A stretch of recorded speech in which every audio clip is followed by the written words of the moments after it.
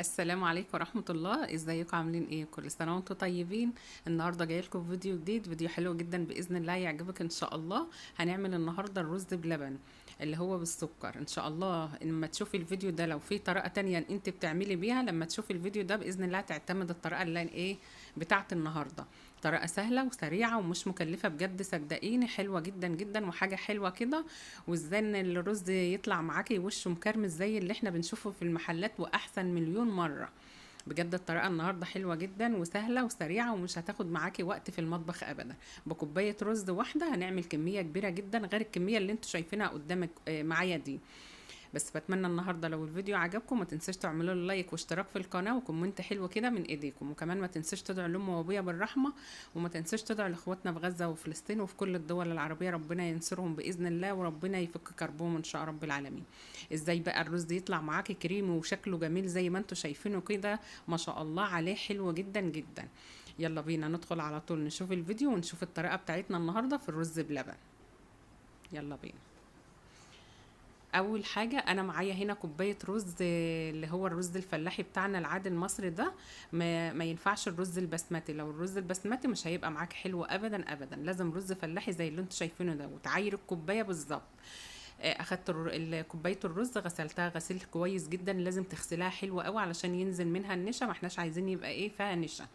وجيت هنا على البوتاجاز، معايا لسه هنا حله فاضيه، نزلت بكوبايه الرز بتاعتي وحطيت عليها 5 كوبايات ميه، بس هي بصراحه احتاجت اكتر من 5 كوبايات ميه. عايزه تعايري الميه بالظبط حطي لتر ميه. وعلى فكره يا بنات، انا لاحظت ان هو بيختلف من الرز اللي معايا كان اخد ميه كتير، لان انا حطيت حوالي 7 كوبايات ميه. انا عايزه يبقى فيه شويه ميه خفيفه كده، يعني لا ميه كتير قوي ولا قليله قوي، يبقى زي اللي هو ايه، صيد شويه كده.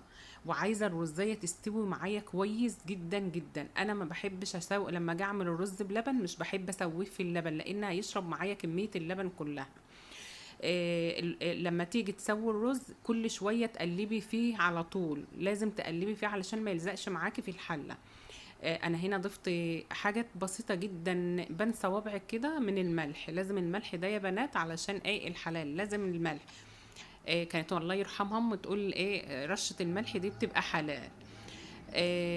فراح حطيت شوية الملح وقلبته كويس جدا كده زي ما انتوا شايفين معايا، وكان الرز استوى. عشان تعرفوا الرز استوى ولا لا، بتاخدوا رزاية بين صوابعك كده وتعمليها بصوابعك هتتلاقيها ايه دبت معاكي. هنا نزلت كان معايا 2 لتر من الحليب، 2 كيلو حليب او لبن. نزلت عليهم بالشكل ده، اللبن اللي هو الفلاحي بتاعنا اللي هو بخيره. لو ما فيش عندك اللي هو اللبن الفلاحي، هات اللبن اللي هو في السوبر ماركت، المحلات وكده، حلو برضو وهيمشي معاك وهيبقى زي الفل. هنا نزلت بكوباية سكر. السكر ده حسب التحلية، انا تلاقيت السكر دقته كده، تلاقيت السكر لسه خفيف شوية فضفت حوالي ايه معلقتين من السكر. معايا هنا معلقتين من القشطه اللي هي وش اللبن.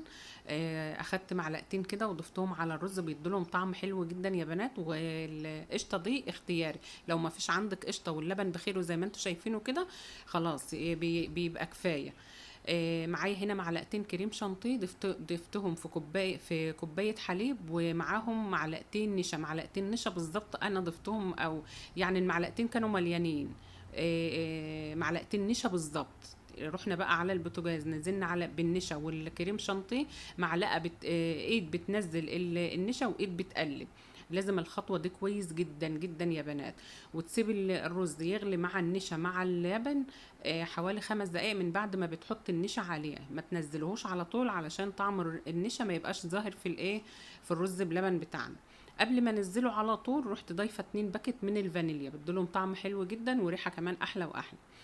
اهم حاجه يا بنات تفضلي تقلبي فيه كويس قوي قوي علشان ما يلزقش معاكي في ارضيه الحله. شوفوا الرز معايا كريم ازاي، ومش تقيل ولا تقيل قوي ولا خفيف قوي.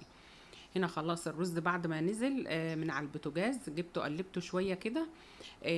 وايه وعبيته في الاطباق بتاعتي دي. انت اي نوع طبق اطباق عندك عبي فيه، عندك برامي اللي هو الفخار ده عبي فيه، عندك بولات اللي هي الصين الازاز اي حاجه عبي فيها. بس اهم حاجه وانت بتعبي، كل لما تيجي تاخدي بالكرنيب كده تعملي تقلبيه كويس، تقلبيه علشان ما تاخديش اللبن من فوق وتسيبي الرز ايه من تحت. هنا بقى الخطوه دي مهمه جدا يا بنات. انا بعد ما عبيته بالشكل ده لازم تسيبيه على الترابيزه في المطبخ يبرد تماما، ما يبقى كانه جاي من التلاجة، لازم يبرد كويس جدا. وبعدين بتغطيه وبتدخليه التلاجة. انا سبته ليله كامله علشان يطلع معاكي بالوش المكرمش الجميل ده. سبته ليله كامله في التلاجة عشان يطلع معايا بالجمال والحلاوه اللي انتوا شايفينها دي، والطعم كان احلى واحلى. صدقيني حاجه حلوه وسهله وسريعه وحاجه كويسه لاولادنا. شوفوا بقى كريم ازاي، وبالرغم ان هو فضل ليله كامله في التلاجة ولا نشف ومعايا ولا حاجه.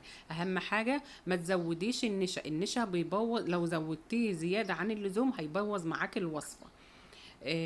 ما شاء الله عليه. بتمنى النهارده الفيديو يعجبكم ويكون فيديوهات خفيفة عليكم ان شاء الله، واشوفكم على خير في فيديوهات تانية بإذن الله. كل سنة وانتم طيبين ومع ألف سلامة وفي رعاية الله.